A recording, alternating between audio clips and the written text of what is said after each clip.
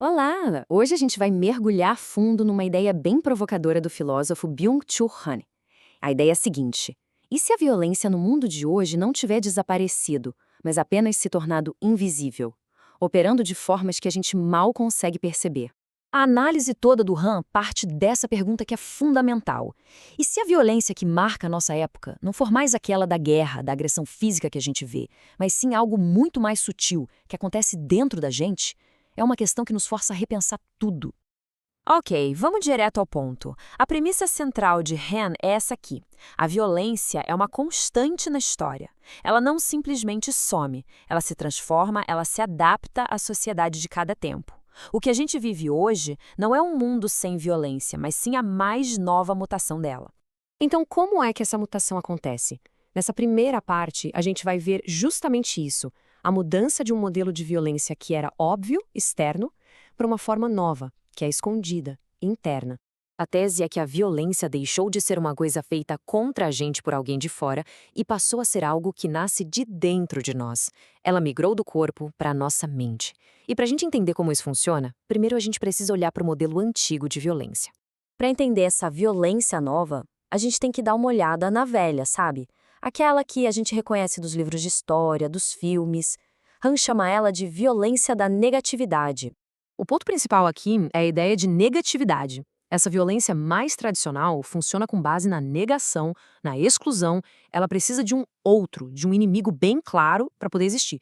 É uma força que vem de fora, que confronta.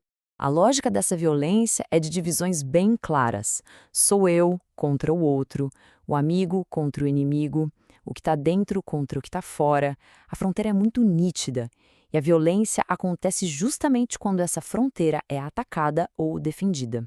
E aqui a gente tem exemplos concretos. Desde os rituais de sacrifício, a violência dos deuses na mitologia, até as execuções em praça pública para mostrar o poder do rei e chegando até no terrorismo. Todas essas formas, mesmo as mais modernas, como o terrorismo, funcionam nessa lógica da negatividade, um agente de fora atacando um sistema. Agora, a gente chega no ponto de virada da análise do Han. A passagem de um mundo para o outro não foi de repente. Foi uma grande mudança topológica, quer dizer, uma reconfiguração do próprio espaço onde a violência acontece. Esse aqui talvez seja o ponto mais importante para sacar a tese do Han. Ele resume a evolução em 3 estágios. A sociedade da soberania usava a violência pela morte, a decapitação pública. A sociedade disciplinar que o Foucault descreveu moldava, deformava corpos e mentes em lugares como prisões, fábricas. E hoje, na sociedade do desempenho, a violência se manifesta como depressão, um colapso que vem de dentro. Isso leva a gente para a forma de violência que define o nosso tempo. É uma ideia até meio estranha, uma violência que não nasce da proibição, da negação, mas do excesso. Han chama isso de violência da positividade. O ponto-chave aqui é que não existe um inimigo. Essa violência nova não precisa de um outro. Ela vem do excesso de si mesmo, da saturação do igual. É uma força do sistema, anônima, e por isso mesmo é muito mais difícil de lutar contra. E aqui a gente vê como isso aparece no dia a dia.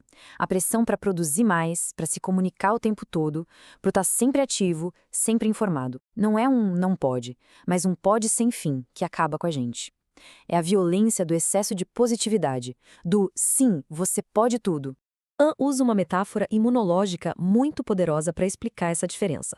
A violência antiga, da negatividade, é tipo um vírus que invade o corpo de fora para dentro. O sistema imunológico detecta e luta contra ele. Agora, a violência da positividade é como um infarto. O sistema entra em colapso por sobrecarga, por excesso de funcionamento. Não tem um inimigo externo para combater. Mas como é que essa teoria se conecta com a experiência de cada um? É aqui que Han apresenta a figura central da nossa sociedade, o sujeito do desempenho. E aqui está o grande paradoxo da nossa liberdade. A gente não tem mais um chefe, um rei, mandando na gente. A gente se sente livre, empreendedor de si mesmo. Só que o que acontece na prática é que a pressão para o performance ela é internalizada. A gente vira nosso próprio capataz. E essa citação resume tudo de um jeito muito forte. A violência não sumiu, ela só mudou de endereço. Saiu da praça pública e se instalou na nossa mente. A guerra agora não é contra o inimigo lá fora, mas contra nós mesmos, nessa busca sem fim por otimização, por desempenho, que leva ao esgotamento, ao burnout, à depressão. A análise de Han deixa a gente com essa pergunta que é bem inquietante. Se não tem um tirano externo para a gente derrubar, se a fonte da opressão está dentro da gente, na nossa própria busca por liberdade, qual é o caminho para se libertar? Uma questão que fica aí para a gente pensar.